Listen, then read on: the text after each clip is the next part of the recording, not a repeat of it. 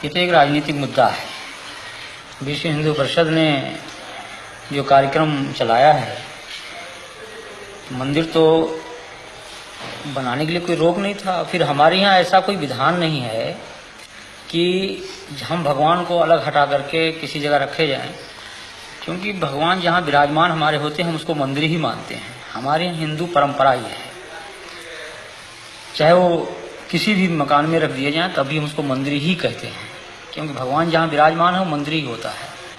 फिर अलग से मंदिर बनाने का कोई औचित्य नहीं है। अगर अलग से भी बनाया जाता तो उस इमारत में जिसमें भगवान विराजमान हैं हम उसको तोड़ना भी नहीं चाहते हैं, और जो लोग तोड़ना चाहते हैं वो इस मुद्दे को लेकर तोड़ना चाहते हैं कि पूरे हिंदुस्तान में एक तनाव की स्थिति पैदा हो और हिंदू मत जो है हमारे पक्ष में हो। उनको ये चिंता नहीं है कि कितना बड़ा जनसंहार होगा, कितने लोग मारे जाएंगे, कितने कटेंगे, कितनी बर्बादियां होंगी, या जो मुस्लिम बाहुल क्षेत्र में हिंदू रहते हैं उनकी क्या परिस्थिति होगी। हमारे देश के सामने तमाम ऐसी समस्याएं हैं कि 1949 से आज तक किसी मुसलमान ने वहां कोई अवरोध नहीं पैदा किया।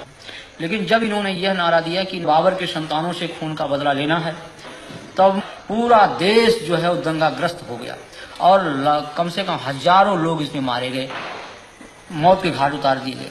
लेकिन तब भी इन लोगों ने जरा सा यह महसूस नहीं किया कि यह तनाव जो देश में फैल रहा है, हिंदू मुस्लिम की जो एकता आज हमारे देश में बनी हुई थी, तमाम मुस्लिम शासकों ने मंदिरों को जो जागीरें दी, आज जानकी घाट में माफीनामा मिला, हनुमानगढ़ी के बहुत से भाग मुसलमानों के बनाए हुए हैं, फकीर राम जी का मंदिर मुसलमानों का माफीनामा है। ये तमाम जो जागीरें मुसलमानी शासकों द्वारा मंदिरों में दी गई, और अमीर अली और बाबा रामचरण दास की जो समझौते थे कि हम हिंदू और मुसलमान दोनों एक मिलकर के रहेंगे, उसी जन्मभूमि के पाठ में दो भाग किया गया कि एक तरफ मुसलमान नमाज पढ़ेंगे, एक तरफ हिंदू पूजा करेंगे। ये सारी बातें जो थी उस पर इन लोगों ने पानी फेर दिया। अंदर में इस तरह से दंगे फैलाए गए, ये मात्र एक सांप्रदायिकता का दंगा कुर्सी और पैसे के लिए फैलाए गए, न कि ये राम जन्मभूमि के। मैं तो ये कहना चाहता हूँ, मैं राम जन्मभूमि मंदिर का पुजारी हूँ, मैं बिल्कुल सत्य कह रहा हूँ आपसे कि आज तक विश्व हिंदू परिषद के लोगों ने वहाँ पर एक माला भी नहीं चढ़ाया, भगवान की पूजा अर्चना तक उन लोगों ने नहीं करवाया वहाँ पर। और कब बल्कि उन्होंने व्यवधान डाला। हमने हाई कोर्ट में रिट दायर किया और रिट दायर करके तब वहाँ की भोग व्यवस्था चालू करवाया।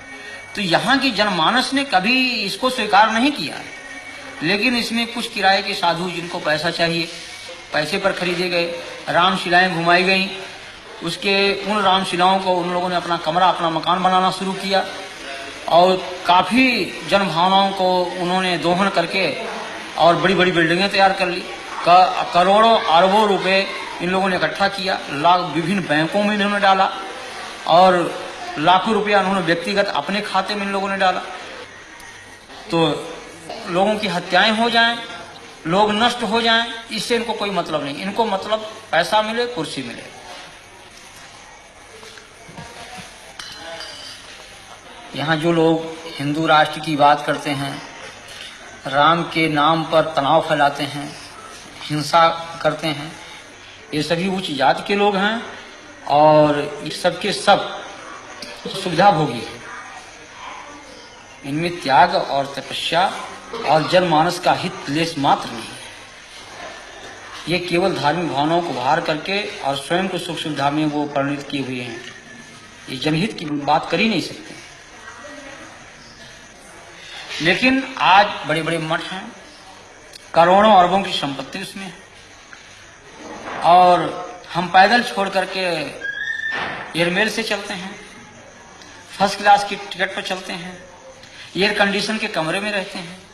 तो जहां पर हम एक तरफ भौतिकवाद, उस भौतिकवादी व्यवस्था से अलग होकर के त्याग और तपस्या और जनहित की बात सोचते थे, उस जगह हम उसको त्याग करके और हम भौतिकवादी व्यवस्था में परिणित हो चुके हैं। तो जब हम भौतिकवादी व्यवस्था में पूर्ण रूप से लिप्त हो चुके हैं तो हम भौतिकवाद की ही बात सोचेंगे, हम उससे परिहट नहीं सकते हैं।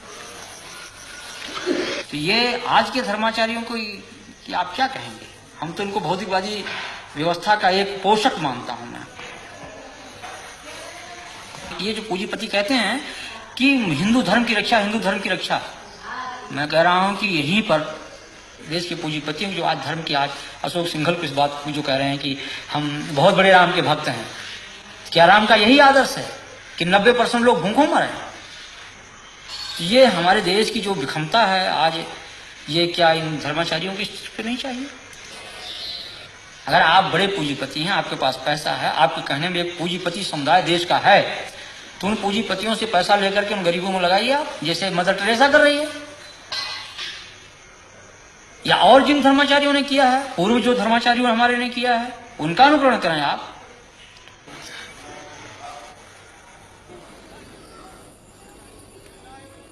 कि जनमानस को इसका विरोध करना चाहिए कि किसी की धार्मिक भावना पर ठेस नहीं पहुंचाना चाहिए। हम किसी के दिल को तोड़े नहीं, हमारा धर्म ये राव नहीं करता है, इस चीज को कभी अनुमति नहीं देता है।